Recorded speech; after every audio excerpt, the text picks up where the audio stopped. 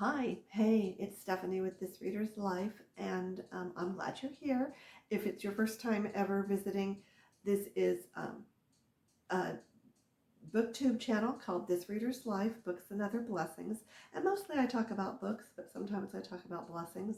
I guess the most recent blessing that I can think of that felt like a big one was the 4th of July, which was wonderful. We spent some time with family, and there was a huge fireworks display that my nephew has sort of taken on, and it just keeps getting bigger every year. And this year they're way out in the country, and this year there were actually people that have caught on to the fact that it's there, and so there were cars lining the road also watching, which was kind of interesting.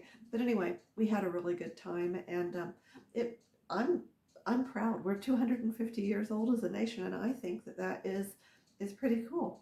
I'm going to do a June wrap up for everything that I read in June. I actually did a June kind of a mid-month update, and so I won't talk specifically about those books. I will mention them, and then also I want to mention that I let all of my to be reads for this month be selected by pretty much by events that I wanted to participate in. And there were 3 events, and I will mention the hosts or hostesses of every event below that I was involved in. It was 3 of them. So the first event was Joy Reading June, and the second event was June on the Range, and then the third one was Big Books of Summer. And in my recap, I did talk about the books that I read for Joy Reading June, and one of those was Theo of Golden by Alan Levi. Alan Levi, and I thought that book was okay. I liked the premise. I didn't love the writing, but I enjoyed reading the book. The other one was, which always brings me joy, was the Unselected Journals of Emma M. Lyon, and this was volume 5, and it was maybe a little bit sadder than Summer, introspective or a little melancholy, but at any rate, Emma always brings me joy, so I enjoyed that one. And then one that I didn't finish was The Authenticity Project, which I read it right on the heels of Theo of Golden, and I think that impacted my desire to continue reading. Really, I felt like it was just maybe a little bit trite or a little bit too happy, if that's even possible. Then for June on the Range, I originally had thought I might read Lonesome Dove, but I had read it before and I wanted to read something new. There's only so much time to read so many books, and so what I chose was The Searchers by Alan LeMay, and it was a wonderful book. I liked every single bit of it, and I'm still holding on to, for June on the Range, I'm still thinking about Dead Man's Walk by Larry McMurtry, which is the prequel to Lonesome Dove, but it was actually written after Lonesome Dove. And but the 2 that I finished for Big Books of Summer were Project Hail Mary by Andy Weir, which was published in 2021. So it's been around, and it's been extremely popular. And the movie also just fairly recently came out, and I was able to watch it on Amazon Prime. But I did read the book first, and I have heard people complain that there is a lot of scientific jargon and terminology in the book, and it's true that there was it. And I do have a tendency to skim through those kinds of paragraphs because I'm not going to understand it anyway. The formulas and the theories and theorems. But I will say that it didn't, for me, detract from the book at all. I enjoyed everything about the book, and this book was, it was about a high school science teacher who wakes up on a spaceship by himself. He wakes up and he figures out, because of the way that he's hooked up to various medical support systems, that he has been in a coma, and that the 2 individuals that are next to him or with him in this spaceship have passed away. So they are no longer living, and he has a robot who is taking care of him. It's handing him some food. It is it's a robot. It's telling him what his current temperature is. But anyway, the literary device that Andy Weir uses to bring you up to date, as well as Dr. Grace, is um, is flashbacks. So he has, we find out that he's a high school science teacher, that he loves his kids, that he has a doctorate of some kind, that he sort of walked away from the science community because of some ridicule he received based on a paper that he, that is my clock, um, that he, based on some ridicule that he received because of a paper that he wrote, um, talking about how life is sustained and how it's sustained on Earth as compared to how it might be in other places. But we find out early on that he is on a life-saving, earth-saving mission to space to try to stop some kind of an alien life form that is some kind of it's a microorganism of some kind that is gradually depleting the sun by sapping energy from it, and that eventually, over about a period of 30 years, it's going to induce an ice age, and more than half, billions of people will be obliterated off of the face of the earth, and that the United Nations have come together in order to see if they can find a way. And the reason he is on the spaceship is that he is on should have been with two other people, but he is on a one-way mission to the Petrova line, which is where these microorganisms go back and forth from.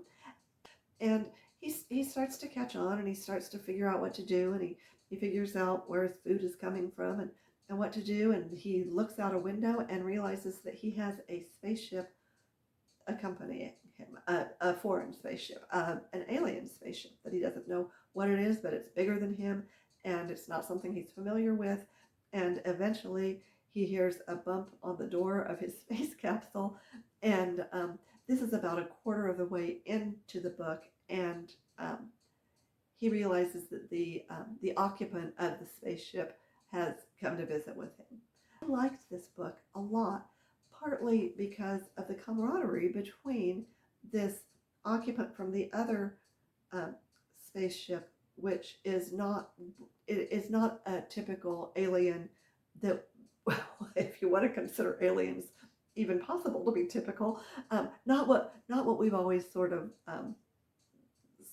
assumed that an alien might look like. Nothing was surprised at. I loved the camaraderie, and they're working out how to first just how to communicate and understand one another, and how to be able to interact with one another. And then they realize that their goal, where they are, is mutual. They are both trying to save their own planets by intercepting this microorganism that is, it's called astrophage, and they need to figure out how to get rid of it. So that's what the rest of the book is sort of about. Also told with flashbacks where he understands more and more, and so that's what the book is about.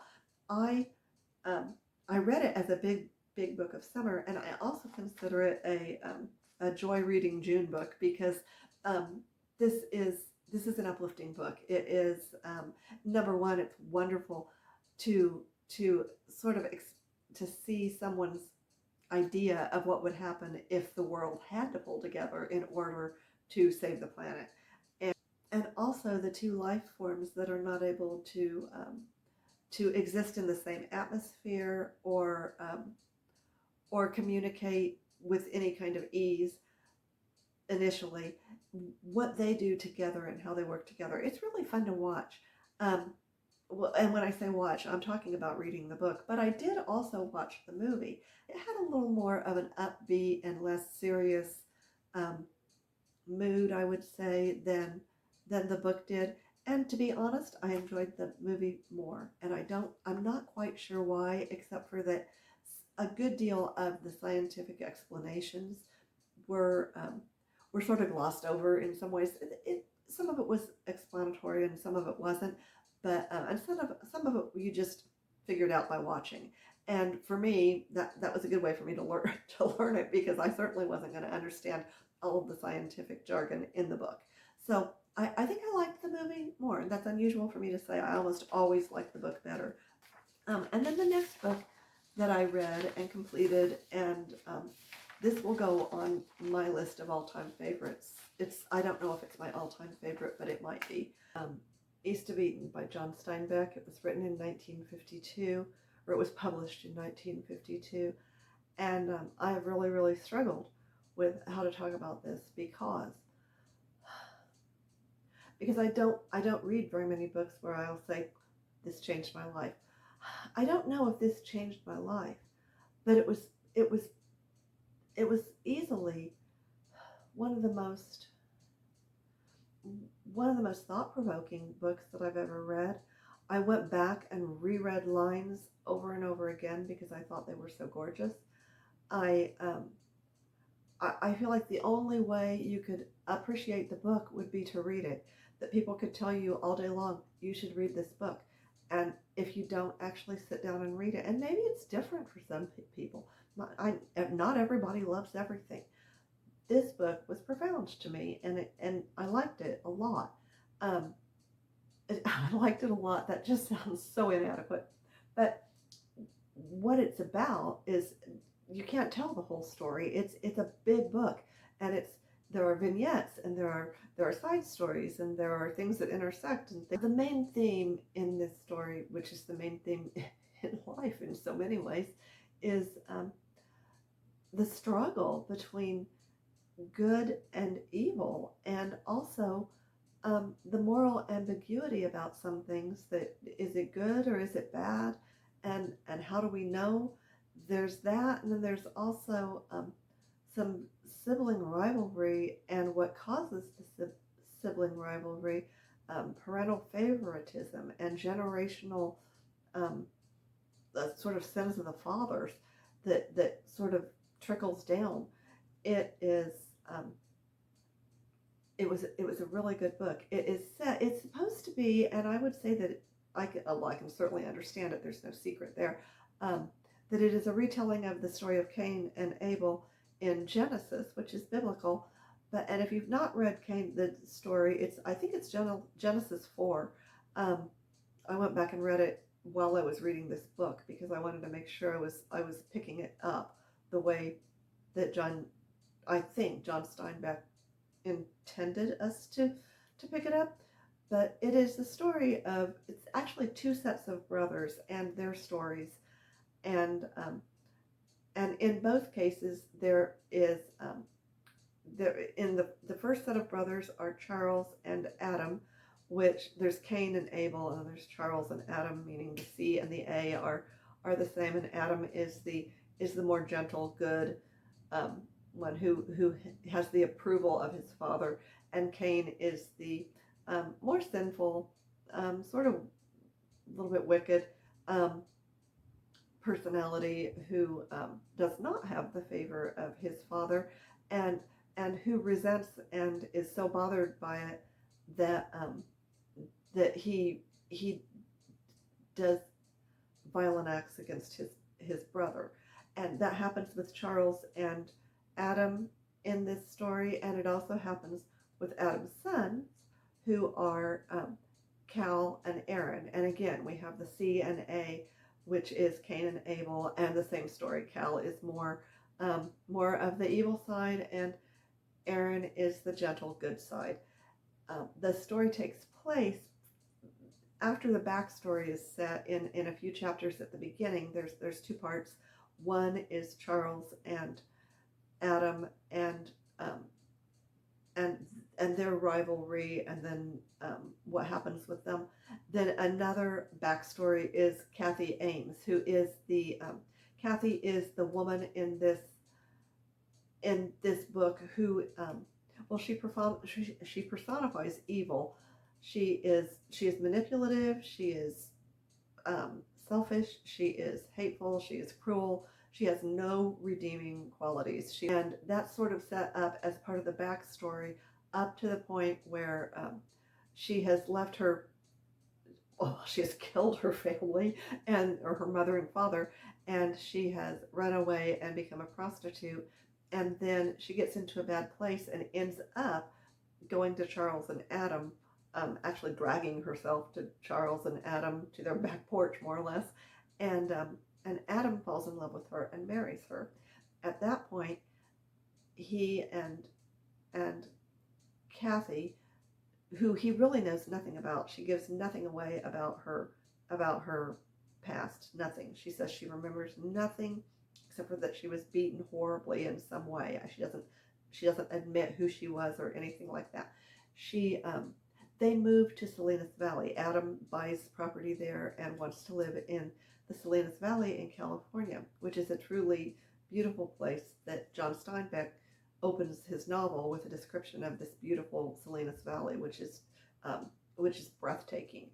So after Kathy gives birth to twins, who will eventually be named Cal and Aaron, she commits a horrible, violent act against Adam and runs away.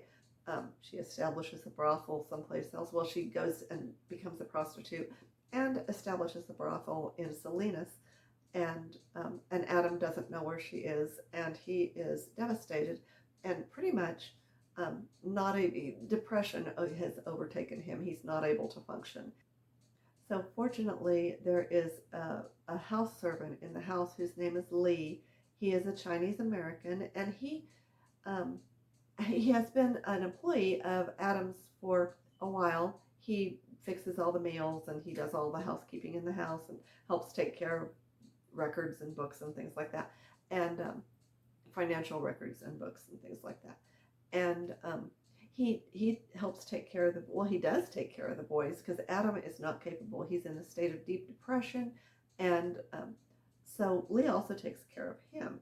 There is also another family in the valley who lives nearby, and that's the Hamiltons. It's Samuel and Liza Hamilton, and Samuel is an Irishman. He hasn't been very successful in life as far as monetarily, or his farm hasn't been a great success. He likes to invent things, and the patent people take all his money usually, but he's got a great sense of life, and he's a good person, and he is the one that provokes Adam into getting back on his feet and sort of paying attention to these two young boys. And Adam starts to take care of them, make sure that their education is going well, things like that. He has an obvious preference for Aaron. Caleb is a little hard to handle. He's rougher. He knows that he has evil in him, and he talks about it. And the fact that it bothers him, that he knows he will do bad things, and his conscience bothers him.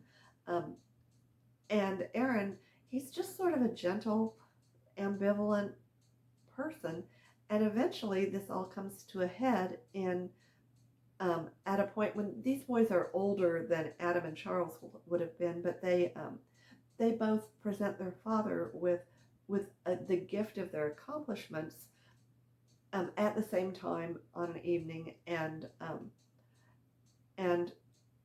Aaron is not even very proud of his accomplishment, but his father it has to do with education.